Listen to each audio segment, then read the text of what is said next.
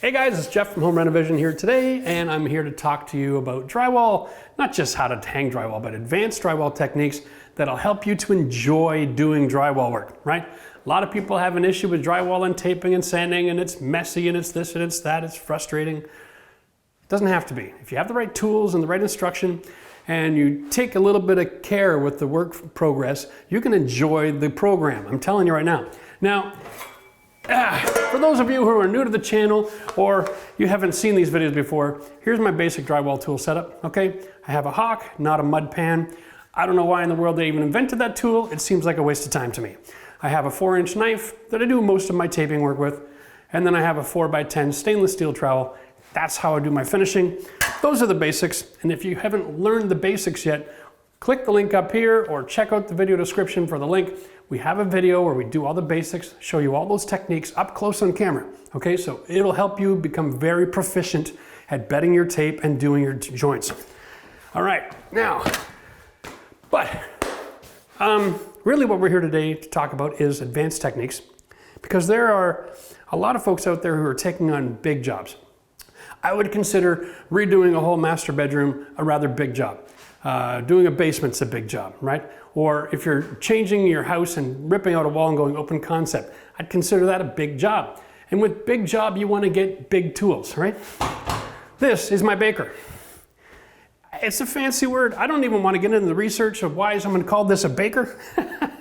Who knows? It doesn't seem to make any sense. Probably invented by some guy whose last name was Baker, to be honest with you. But the point is, this rig is actually available at the Home Depot, which is why I bought it. There are heavier duty steel versions of this that go a little bit wider and a little bit taller. And when you get into the commercial version of this program, you're looking at about a $1,200 investment, right? But this sucker comes with the platform, the legs, the safety gear, the wheels. You get all of that for $300. Which was amazing, because if you were to price out the cost of buying 2 scaffolding, the crossbars, and a couple of platforms and wheels, you're in closer to $500 or $600 just for the first platform, right? So there's a lot of advantages to having something like this. First of all, let's take a look at this here. This is for safety, right? But you have this great little adjusting, and you can adjust your height, lock it in, you're good to go. Throw in your safety pin, all right? And you won't have an accident. Piece of cake, right? So it's adjustable. You can make it short, you can make it tall. You can see that there's a round pipe inside the square. It's the same for the legs. They sit inside the bottom of the square. This safety pin is on the rail that the wheel's on. And if you take it off, it becomes a square post that actually installs, boom, up here, installs right on top of this, and it's stackable. Which is awesome. So if you've got a house with like a 20-foot, 25-foot ceiling, you can put a couple of these together. Next thing you know, you're standing up there and you've got to adjust the height because you're too tall.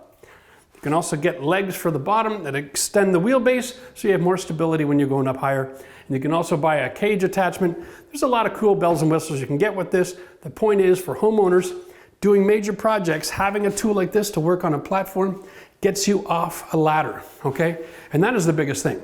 A, ladders are really slow if you're taping or painting or anything like that. B, they're crazy dangerous. This thing here has some really cool built-in safety features. I think what I'm gonna do is I'm gonna just clear this off and I'll show you right now. Now, if you're a fan of our channel, you've maybe seen our scaffolding video. And we put that video together just to give you an idea of how to assemble scaffolding outside your house so you can do your own siding and windows, right? Because if you do it, you can make a lot of money. The same principle applies here. You don't want to climb something like this from the outside. A, because it's not a commercial quality, so it's lighter gauge steel, and it'll just flip right over on you, right? So what they did is they incorporated a trap door, right? So you can actually just climb up the ladder. And so because you're inside the confines of the structure, it's not going to tip over, all right? This is brilliant, and it'll save your bacon.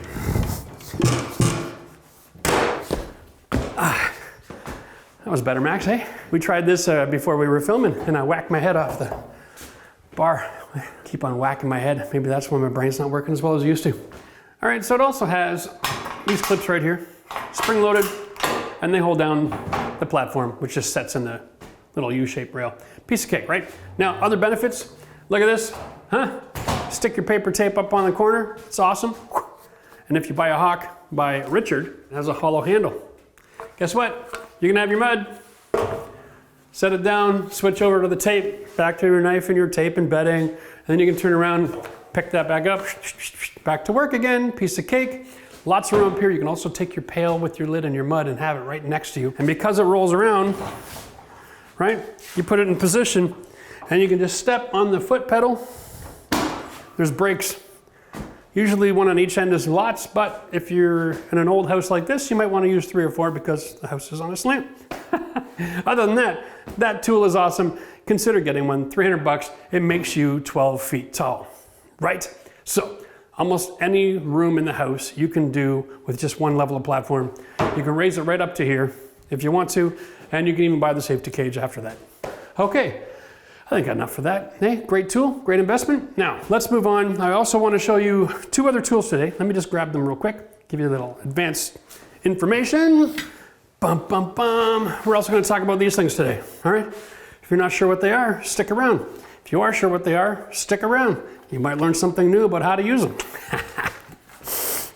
So real quick, the next tool is actually used for the corner beads for the drywall.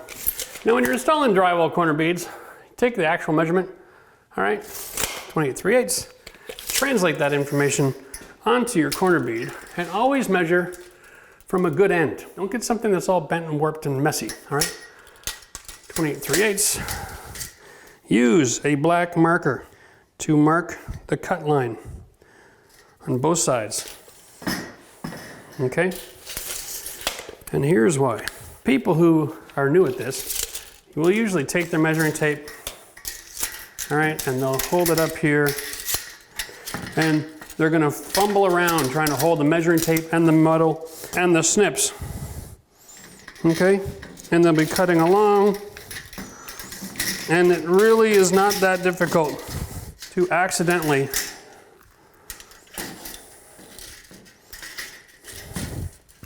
flip it around and be so focused on what you're doing. Next thing you know, you've cut right through your bloody tape. You don't want to do that because now it's garbage, okay? So just use the mark and you can avoid that problem. Boom, boom, boom. Now, all right, now if you like the idea that I just murdered a tape to give you a good real life scenario example, then hit the like button, okay? Curious to get some comments on that. Also, don't forget to subscribe to the channel if you haven't, because let's be honest, there's lots of guys out there teaching you all kinds of stuff from the internet, but there's only one channel that's gonna show homeowners how to get a professional result and do it right the first time. Once you've got your measurement for the top, you take the measurement for the side. And now watch this. This is actually a bit important. Whoa. For the love of God, can I just stay on the floor? That measurement, if it's exact, is 74 3/8. But we don't need exact because we're gonna be using baseboards, okay? So take that 3/8 and get rid of it. The top isn't installed yet and that corner is gonna adjust the height. All right, so we're just gonna measure 74. Now these are 8 feet. 96 minus 74, yeah, 22.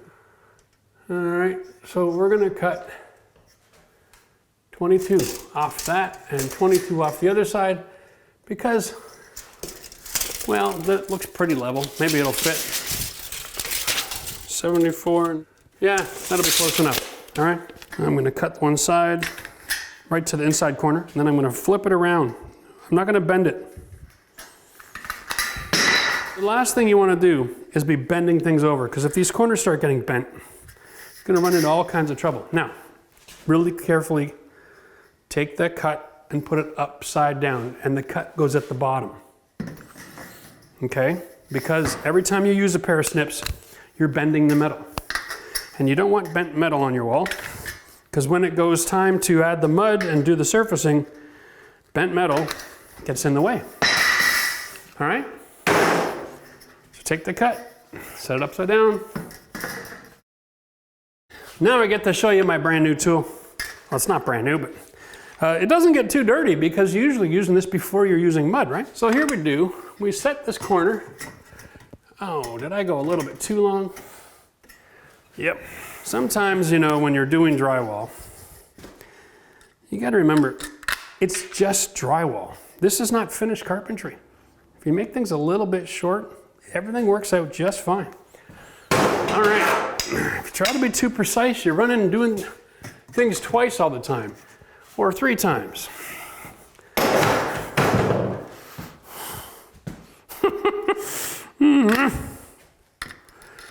Okay, I'm still trying to be way too precise.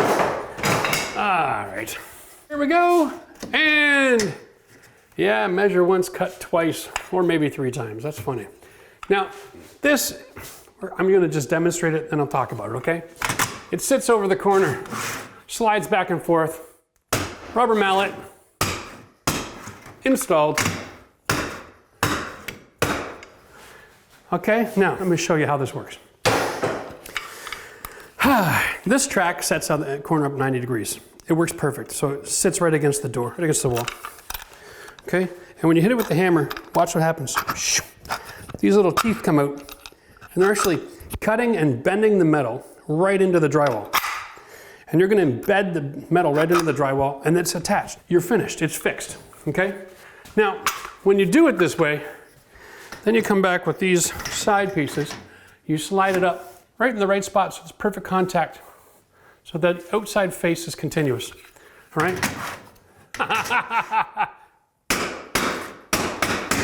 All right. If you don't like it, a screwdriver or something, and you can just hammer it off the edge and push it into position, make it so that you love it, and then you can continue on. Flip it upside down to finish off. Now, usually you can do one of these every 16 inches, which is the size of this bar, okay? So you can measure it like that, if you're precise. But by being quick, and maybe not so precise, you can actually get the job done a lot faster.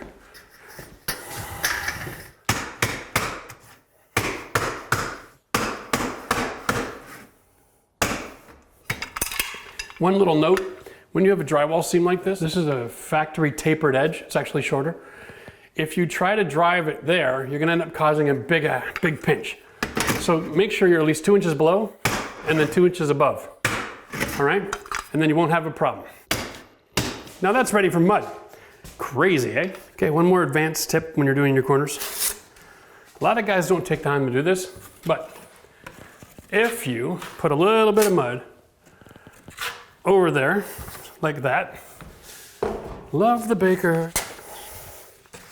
Okay, and then you put your tape across those metal corners. Okay? All right. And you just bed paper into that corner. Let that dry. Hot go. Might as well do both of them while I'm here, eh? Okay.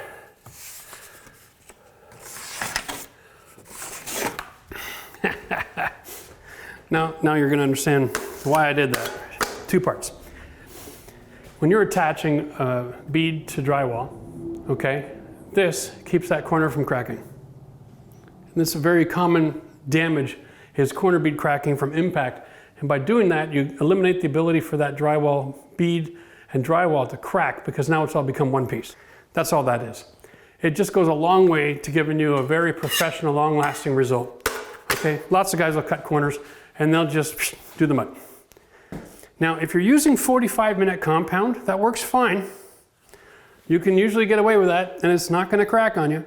But if you're using regular all-purpose lightweight compound to do all your taping, like most homeowners do, because it's complicated, you know, switching from one mud to the next, this is a great way to get a really good result long-term. Okay, so we're here demonstrating how to fix problems in old houses right now because, well, the old farmhouse here, she's still got a bit of a sponge to her, right? Yeah, gotta love that. Now, because it's a balloon frame and things move over time for a lot of different reasons, all of these joints across the wall where they come in contact with the ceiling slope, they're not straight. They're all scooped and beveled and wowed and bowed. So you throw a laser line on there and you can take your marker without moving. And you can kind of draw in somewhat of a straight edge here. Okay, going from 0 to hero. All right, we don't have to be too careful. This is the low point right here, and it goes back up. What we want to do is we want to create a straight line across this crazy curved wall. And you can even draw in wet mud with these things. Just gotta love these markers. If you haven't picked them up yet, it'll ink on anything. That's why they call it ink saw. Kind of like their Sawzall tool. I guess it's branding. Anyway, now I'm done with the laser. Before I have to make another trip to the optometrist. Okay, let's get rid of that. Generally speaking, when you're doing this kind of filler work, you're gonna wanna use a 45-minute compound. Okay, there we go. There's two kinds of things, two problems on this wall that we're gonna demonstrate how to fix with this tool. Now that's a knife, right? Like look at the size of this monster. Now this is a very thin, flexible piece of metal, and this is a very rigid edge. So obviously, if we're trying to straighten out something going this way, it's gonna make a mess. But if you go this way, all right, it keeps the edge nice and straight. Now, I can actually use this here to straighten from the corner through all this dip and valley, all this paint, all these different surfaces, and create one thin skim coat on that wall. I know, it's gonna blow your mind. And what that does is it eliminates the need for a lot of sanding. Okay, so let's just demonstrate that. We'll load the hawk up. Okay. I'd like to see the guys using those mud pans put that much mud in their tray. Never happened. And, you know, I can just skim coat the wall like this.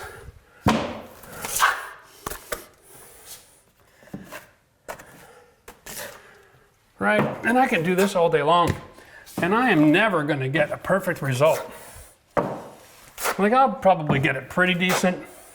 And then the next day I'd have to come by and do another coat. I'd have to knock down my ridges. You know, most homeowners probably aren't gonna be as proficient as I am with this tool. And you'll have to sand in between coats. You know, the only reason that the building stores tell homeowners to sand between coats, it's not that you need to. It's because they don't expect you to do a good enough job that you don't need to. All right? All these ridges, like how do you fix that? What I would do is I'd come across with different amounts of pressure, okay, and I would try to identify the gaps. I would fill them, okay, and oh, that's pretty good. I mean, I'm kind of starting to get happy here. No matter what I do here, I'm making a mess. So then what the traditional tool, the 4x10, it means the next day you come by, you've got to scrape off these ridges when they're dry. Fill in all these little gaps and do another coat. But with this knife, none of that's necessary. Okay, set it and forget it. Okay, and if it doesn't fill, it's because there's not enough mud. Now, I could fill that with more mud, or I can just come from the other direction. All right? Look at this. This is crazy awesome, eh? This is how you can skim coat a wall. Okay, now, I got extra mud. I got a dip there. I got a dip there. I got a dip there. And a dip down there. Now that's a knife. Get that knife in there.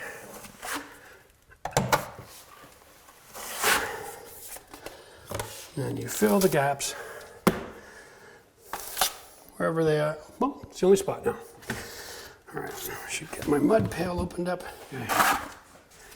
All right. Now that I've got it really close, I'm going to use a lot more pressure.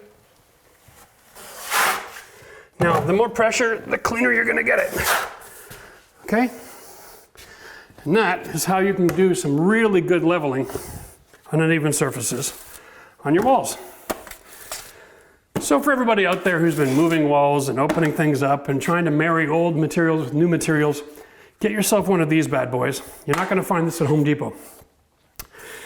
I am going to try to find a link online for you, but if you can't, again, same advice. Go check out your local drywall tool wholesaler, the commercial store. They'll have a showroom. You can walk in as off the street and buy anything there for cash. They'll be more than happy to sell it to you. And they come in different lengths. They come in 3, 4, 5, 6 feet. So, you know, you can buy as big a tool as you think you're gonna need. Now, let's use this to solve the ceiling. But in order to do that, it's gonna be a heavy fill. So now we've got to mix a different kind of mud. Okay, Now, we're gonna mix some 45-minute mud, which means, and this is Canadian, guys, right? If you're not familiar with your muds and you don't know which one to be using, check out this video link. We went through all the products on the shelf, help you discern what's best for you. The video link will be in the description below as well. Just go to scroll down, click the show more underneath the title, and it'll open up all that wonderful world of information. Now, when you're mixing 45-minute mud, you want to start with a little bit of water in your pail, and you're going to want to use cold. Okay, hot water changes 45 to 25 to 20 to 15, depending. All right, and then we're going to pour it in. And I'm going to need a fair amount of mud here.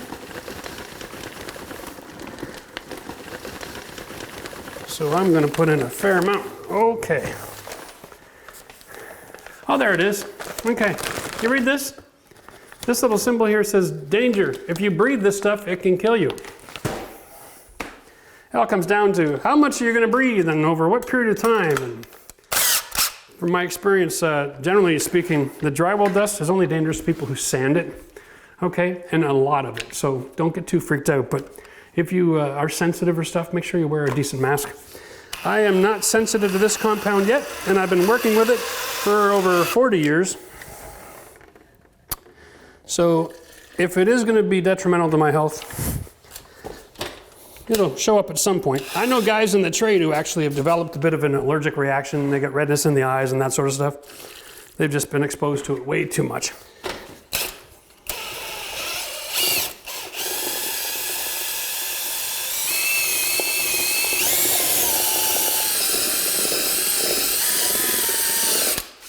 Now when you start mixing this, resist the temptation to add more water right away. A lot of mud in there is in little knuckles of mud, and they have to be broken up by the mixer and be exposed to the water, then absorb it.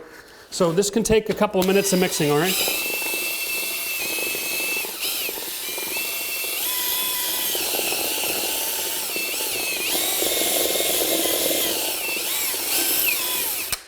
Okay.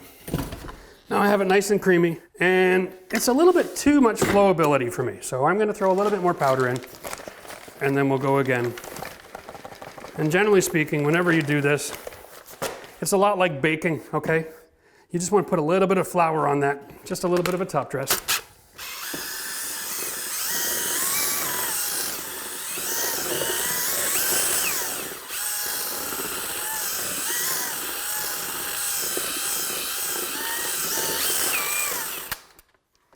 That's it. Nah, that's more what I want.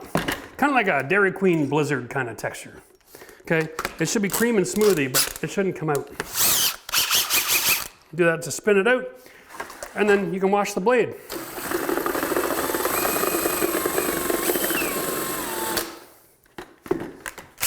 Ready for next time. Okay. Whew. Use the side of the knife to clean this all up.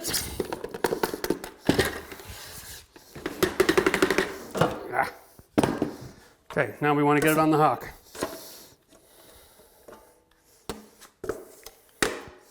Okay, real quick.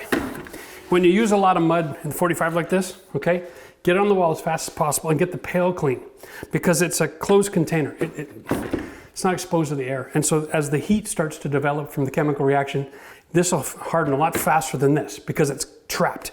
The heat's trapped in this little pail, okay? Okay. So what we're going to want to do is just get our trowel and we're going to want to start loading it up. Okay? Don't worry about how pretty it looks right now. Just want to get it on the wall. And put it the right kind of thickness on it so it'll stay there without dripping all over the place, right? Okay.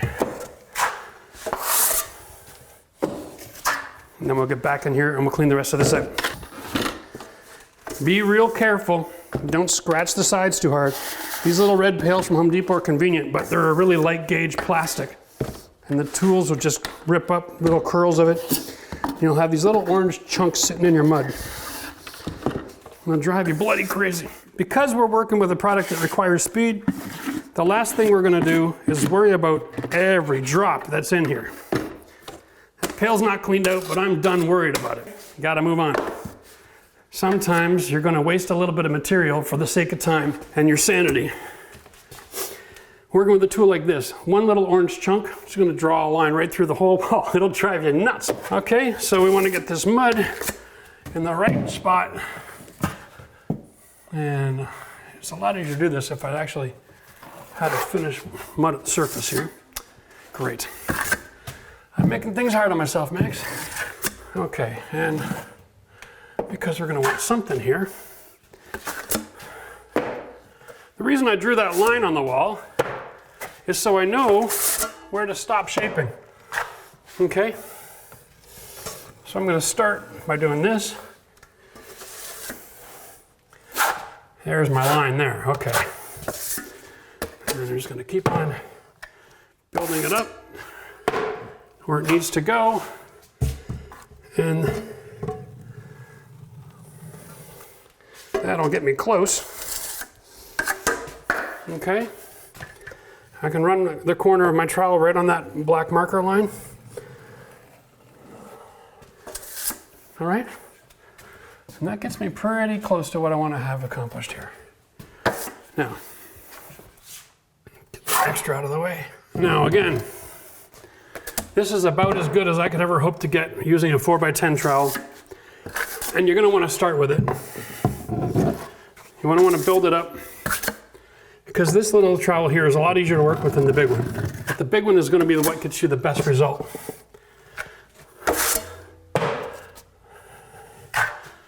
Okay, not bad. If I didn't have that tool, I would do one more pass, let it dry, right? And then I'd be like, yeah, not bad. I'll see you tomorrow, honey. And we'll come back and work it out, right? Now that's a knife. And I'm going to resist drawing in the line this way. It's going to be very difficult to do that. But I am going to take 2 passes right here, jiggle it, and pull it. Set it on that line, jiggle it, and pull it.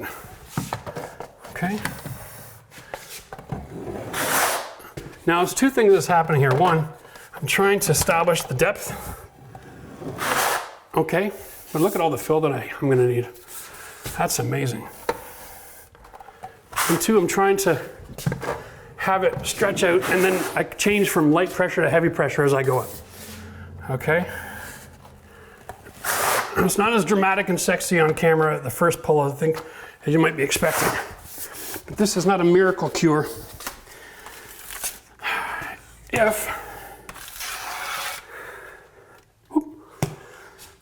That's disgusting.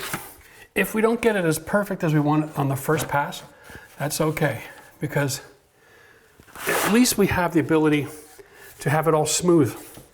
And then in half an hour, this will be hard enough, I can do regular drywall compound, the lightweight stuff, to fill it all in.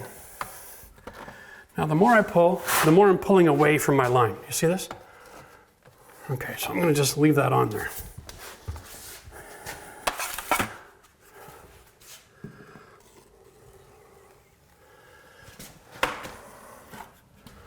All right. Yeah, I'm a little bit high. No, I didn't just do that. Oh no, wrong pail. Oh no, never put the hardener in your regular mud. Oh, just a little bit of hardener in your regular mud. Oh no, you'll harden the whole pail.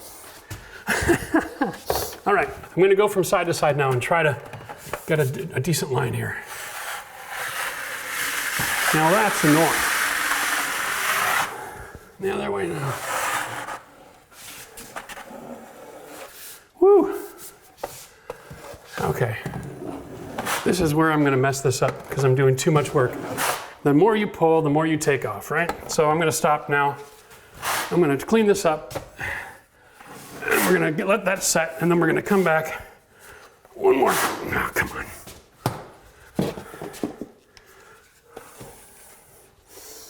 And then, listen to me, not taking my own advice. There we go. All things in life, experience comes into play, right? We can take some pressure here. Yeah. I definitely don't need to do this one more time. And it's starting to get thick, even though it's just been a couple minutes. Okay, part of that's because I'm on well water out here in the country. Okay. All right, I'm gonna leave it. I'm gonna let it dry. We're gonna take the 4-inch knife, knock down the ridges, and we'll come back with the all-purpose compound after. And you'll see how doing a big fill like this gets me a nice straight line. Oh, hopefully, it looks really good in the next few minutes.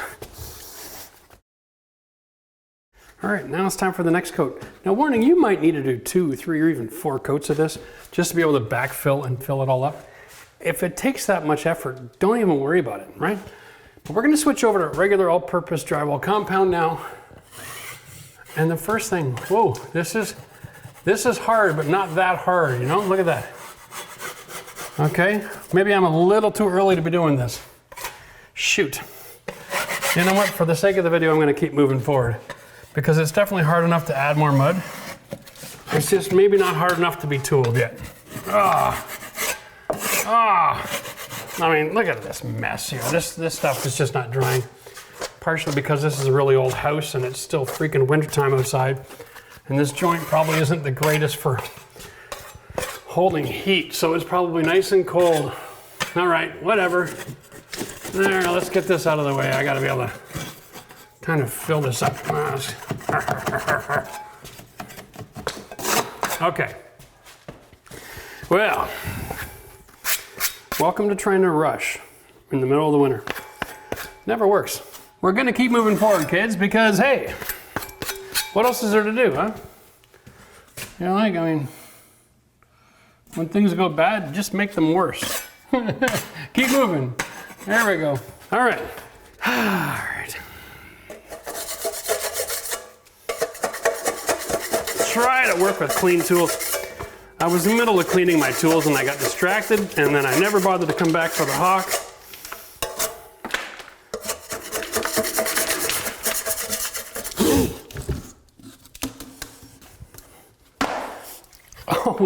Always clean your tools before you open up your lid. It keeps the dirt out of your mud. All right, here we go. Load this bad boy up again.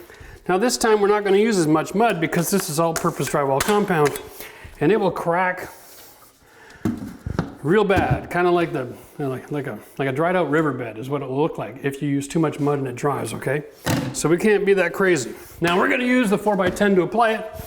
Then we're going to use the big trowel to try to thin it out. And we're just using a little bit this time. Okay. And we're going to have to pull it off the corners.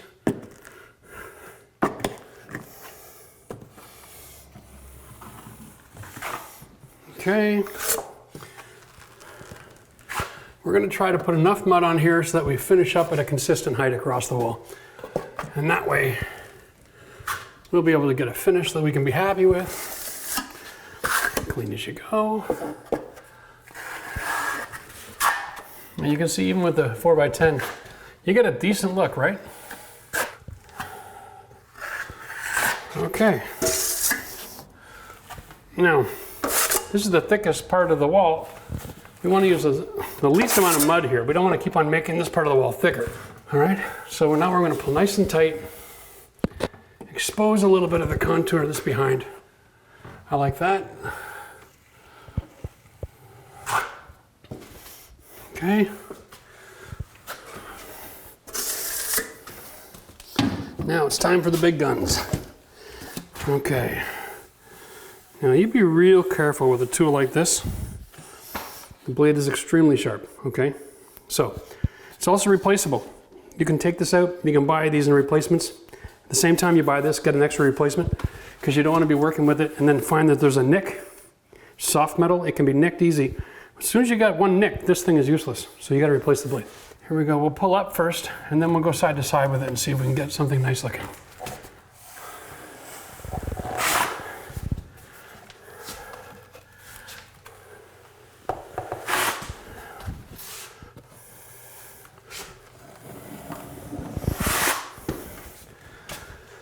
Okay, now the reason we're going in 2 different directions, because it helps to fill in little voids, right? And this isn't going to be perfect yet, but it's going to be really darn close. Remember, the art of drywall is not to make something perfectly flat, because still, even at this point, there's a bit of a bow. It's to stretch out your imperfection over such a large area that the human eye can't focus in and see the different depths. You're eliminating shadows, okay? As long as you can get rid of the shadows and you can stretch an imperfection over more than 4 feet, no one's ever gonna see it. All right, now when you're done, make sure you got a pail and a sponge. You wanna clean this tool and make it look brand new again. Every time you pull this thing out, it should look brand new. If it doesn't, you're not cleaning it enough, okay?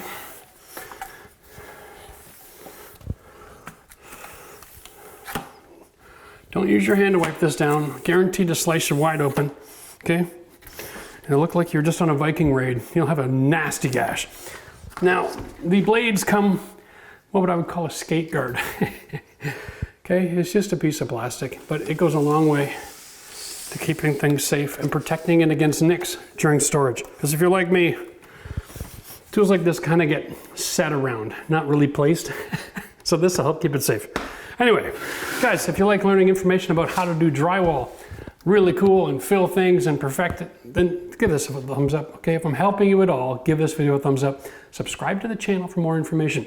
Because here at Home Renovision, we are all about helping you guys renovate your own homes and get professional results. It doesn't mean you got to spend a fortune on tools, but every once in a while, it's good to understand that you have options. You may not want to go buy something like this for your 1 or 2 situations, but you could definitely go online and find someone who maybe could lend it to you or rent it, or talk to a pro or a friend of the family. There's options out there to make your life simple, so feel free to jump in and use them. So if you're looking to do really nice drywall work and you're going to be using tools like this, then you're going to want to also know how to finish like a pro, okay?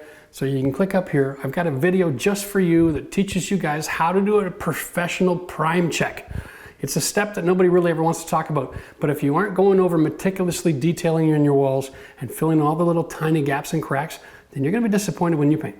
Cheers to next time.